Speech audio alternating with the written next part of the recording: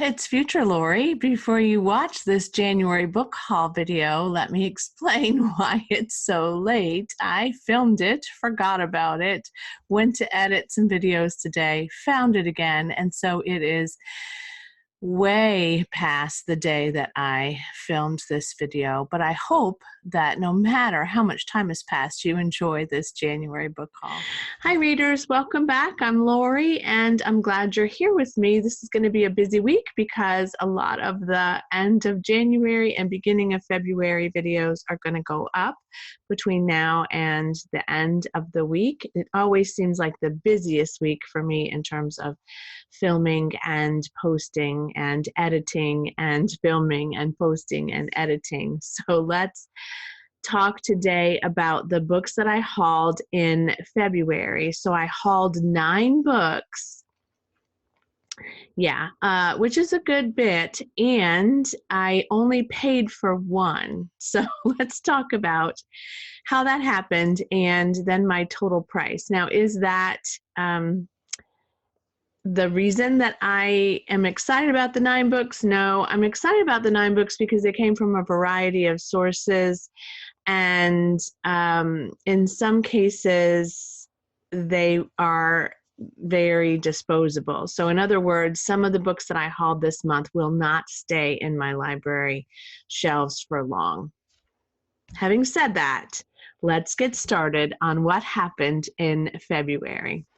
So the first book that I hauled in February came from a little free library, and it is Greg Iles' The Devil's Punch Bowl. Now, I already own this on Kindle, but the reason I picked it up, and it's not in great shape, as you can see, it's been well loved by someone, but the reason I picked it up is because sometimes I do like to have a physical book, and sometimes I do like to have the Kindle. So I feel like this is you know, a good way of having both and just temporarily keeping this and then putting it back in the little free library is the goal. The Devil's Punch Bowl is number 3 in the Pen Cage series. I've read number 1, The Quiet Game. Number 2 is Turning Angel, which I also own on Kindle and not in physical form, and then this one will be number 3. And it is my hope to get through a couple more of Greg Iles' books this year. They are pretty thick, as you can see. They're bigger books that I need to really be intentional about reading. So I also, though, find that when I'm reading them on the Kindle and they're very big, I don't notice so much how big they are, so I just keep plugging along. Then a friend of mine invited me to a community library event that I thought was a book sale, but it actually was take all the books that you want for free. So that could have gotten out of hand, but I took 4 home with me. This one I picked up at the book sale is it's called Ransom by Julie Garwood. I'm assuming that this at one point had a jacket cover. But I really did pick it up because of this cover. So I'm not sure how I'm gonna enjoy this, but I'm gonna give it a try. It is the second in the series. I didn't realize that till I got it home. I did check the Goodreads rating, and it was a 4.33.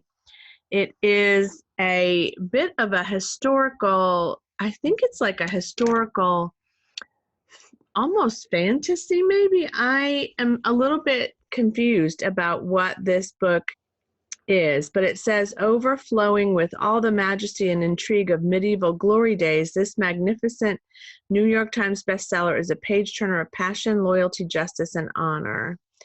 It steps back into the silver-shrouded highlands of her classic tale, The Secret, and the return of 2 unforgettable warriors, Ramsay Sinclair and Broderick Buchanan.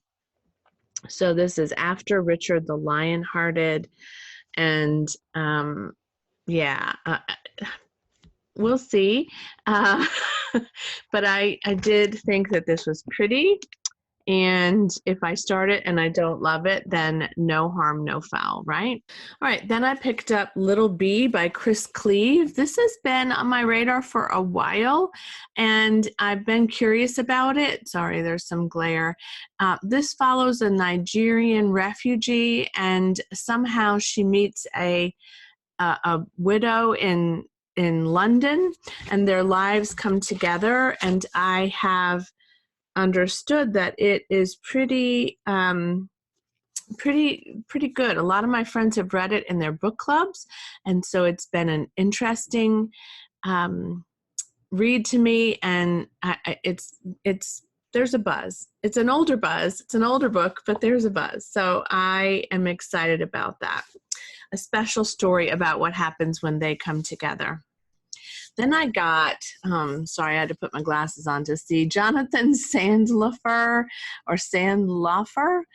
Colorblind, which is a serial killer novel. The detective is Kate McKinnon. This is the second in his Kate McKinnon series, but she's sort of retired, and she's drawn back into a case that is, I guess, has some personal connection to her some way, and she joins her former partner Floyd Brown in trying to solve this crime. I love serial killer mysteries. I love this cover too. There are a lot of books named Colorblind, by the way. When I went to search about the premise of this book, there were quite a few. And then I picked up The Swan Thieves by Elizabeth Kostova, who is actually the author of The Historian, which I also own and have never read. But this one really looked intriguing to me because it's about it's kind of a similar plot to The Silent Patient, which came out last year and was all the rage. But it's about a painter who's attacked a canvas at the National Gallery of Art, and then he won't speak about it. He's arrested and placed in a hospital room because he's looking, like he's having a little mental health challenge. And all he says is, I did it for her. And so there's a psychiatrist that comes in and tries to understand what happened. I do love the cover of this too. This obviously was a bargain book at some point. I don't know if I can even get this sticker off. It's so embedded on this. It's a pretty cover. And Elizabeth Kostova does write some pretty large, in scope novels as well. This one is 560 pages. The Historian is also very large, which is why I haven't ever been able to get into it. But again, this is the year of giving room for larger books and having fewer books on my to-read list, or not fewer, but fewer books on my goal list, so that I can get to some of these that are important to me or that are intriguing to me. And that one is intriguing to me. Next is a surprise that a friend and teammate of mine sent me. It is a memoir called Under a Cruel Star, A Life in Prague by Hedda Margulies-Kowali. So when we were in Prague together, my friend purchased this at the same bookstore that I purchased Frank Kafka, Metamorphosis. And she said, when I'm done, I will send it to you. She's the sort of person that doesn't hang on to books. I don't understand that, but I'm grateful for it. So she is sending me this memoir. So it follows Hedda, who is her family is wealthy and Jewish, and they come in to annex Czechoslovakia, which is, of course, where we were at that time. And she's deported to the Lodz ghetto, which we went through, and then to Auschwitz. And her parents were murdered there. But she escapes from that prison and then reunites with her husband in Prague after the war, and then he dies. And then she's got her son, and she's trying to sort of recover from all of the losses and from the aftermath of the war, and trying to figure out where to find refuge for her and her son. Sounds really good. Short read. Oh, and she sent me a note, which I did not even see. She sent me a note. Oh, she's so much fun. She sent me a note on a postcard from a place we ate. and says, Dear Lori, such marvelous memories of Prague. One of the best times was lunch at the Cafe Savoy with you. I hope you enjoy the book. Forgot to send it to you or get it to you in Austin. May you have a marvelous week, Sarah. Oh, she's so wonderful. So this is going to be my bookmark for that book, and I'm excited to learn more about Hedda and the experiences in Prague, since we were just there not too long ago. Okay, then the last two, there's two advanced readers copies that I received this month from NetGalley. They were both sent to me, so I didn't request them. They were sent to me in sort of you seem to like these, so let's see if you want to read them. So the first one is called The Light After the War by Anita Abriel, and this follows two women, Vera and Edith, and they leave from Budapest to Austria. No, Auschwitz. I was like, what? Did they go to Auschwitz? Yes. They go from Budapest to Auschwitz on a train, and they hide out on an Austrian farm for much of the war.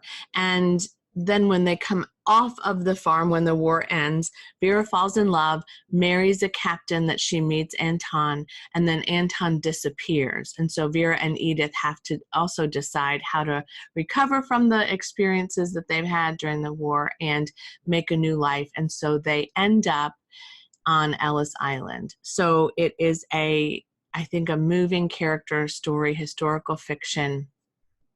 It does seem like something I will enjoy. And that one comes out soon. It comes out February 4th. So that may end up on my TBR. It's a little late when I got it to add it this month of February, but I might be able to do that. And then the next one was also sent to me as a recommendation of something I might like, and it's called The Paris Library, and it's by Janet Skeslien Charles. I don't know that that's right. But this is based on the true story of some librarians at the Paris Library, or the American Library, in Paris, and how they struggle to protect the books and to use the books to support the war effort. So that's an intriguing premise. And I won't give too much away because it does sound fascinating what happened there. And then there's a dual timeline, because in the sort of present day, a little young girl named Lily is fascinated by her elderly neighbor. And so she begins to try to befriend her and learn more about her. And clearly that story connects you to the story during the war. The Paris Library, and that doesn't come out till June of 2020, so I have plenty of time, but it is very intriguing to me, so I'm going to read it as soon as I can get to it. And then finally, the only book I purchased this month was $2.99.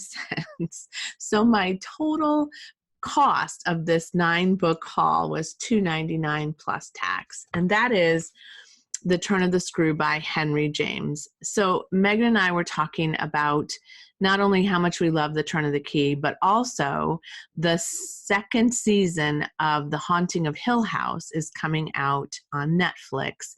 And we were watching some of the buzz about that, and it was noted that it is also based on The Turn of the Screw. And honestly, there are a lot of books that are based on The Turn of the Screw. Now, I was shocked at how short The Turn of the Screw is. Clearly, I don't remember reading it in the years I was in school reading Henry James, and I struggled through one of Henry James's books. I think it was The Portrait of a Lady, but I can't remember. I didn't get very far, so I had to read it for college, so I switched in the end and read something else. So Henry and I have had a kind of a rocky start, but I am fascinated by all of the remakes or all of the other novels that are made that are based on this story. It is 69 pages. At first, I worried that it was the Spark Notes for this book, but it is not. So Megan and I are going to buddy read this. Obviously, it's not going to take a lot of time, but we're going to divide it up in small chunks so that we can talk about it and see. I think we need to really get clear on how many pages we're going to read at a time. But this won't take long, and this is on my February TBR, so spoiler alert for that video. But it's really a novel that I've wanted to read for a while, and Henry James was a pretty prolific guy.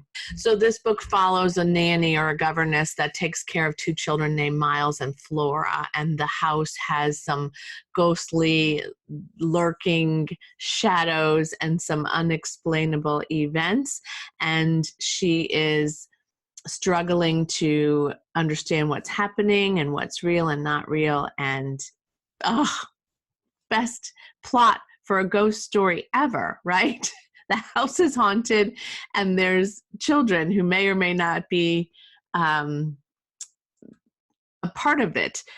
Lovely, lovely, so excited, need to get on it. I think we agreed to read the first 10 pages. Like, it wasn't a lot because it was a busy weekend with dance and different things, but I think I need to clarify that and get on that by the end of the day today. So that is that. So thanks for joining me today and looking at what I picked up in February. I do want to read a couple of these this month, clearly, probably more than one on my TBR, and just really knock out the arc before it's released if I can. And then definitely the Henry James. And I may take a look at the memoir this month too. And then what I'll probably do is ask Sarah if she wants me to keep it forever or if she wants me to pass it along to someone else so that we keep that Prague energy that our team experienced going. I hope you had a great January book haul. Did I say February book haul? January book haul. This is my January book haul today.